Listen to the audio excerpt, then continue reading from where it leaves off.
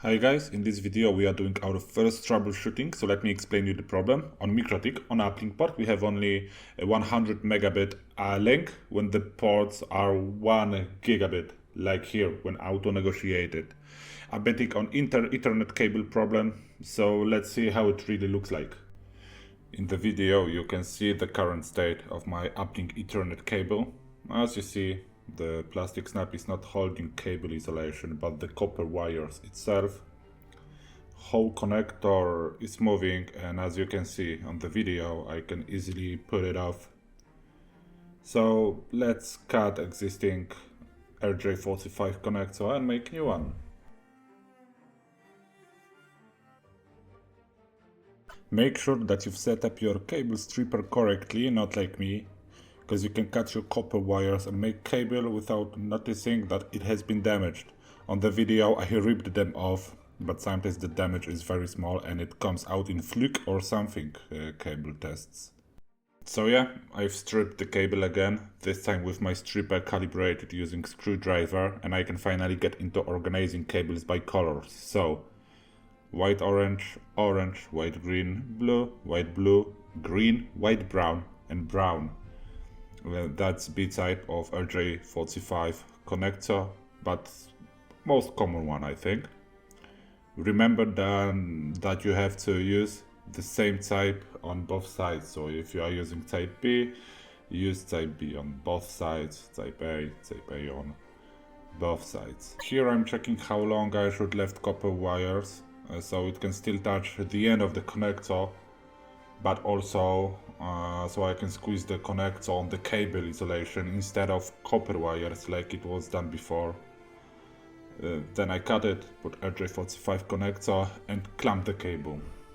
So when we plug the cable back to the device and log in, we can see that we were right that Ethernet cable was the problem. We have replaced badly ended RJ45 connector and we've got 1 gigabit uplink back. But let's make it like a pro. So end the cable using RJ45 Keystone module. Then we are going to use factory created Ethernet cable to connect the uplink to our router. In the video you can see category 5 Keystone module in my hands, which I previously opened using flat screwdriver because I'm always struggling with it using bare hands. As you can see, there is a colors shown for both of RJ45 types, A and B.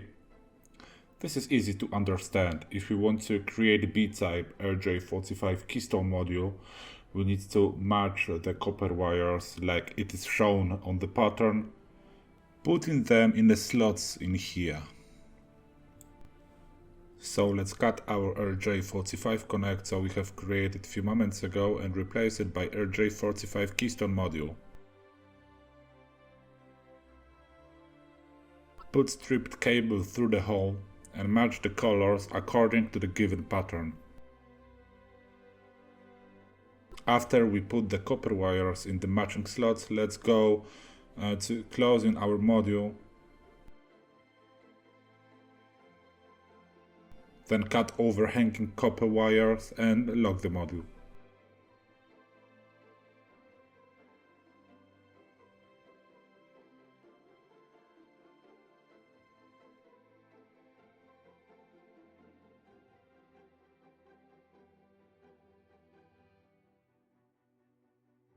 Right now you can see the cable ended by Keystone module, which is connected to MikroTik using factory created cable.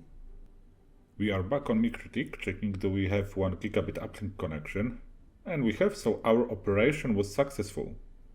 By ending our cable using RJ45 module, we prevent our uplink downgrades caused by any random mechanical damage, or at least this is more resistant solution. That's all from me. Thank you for watching and see you in next video.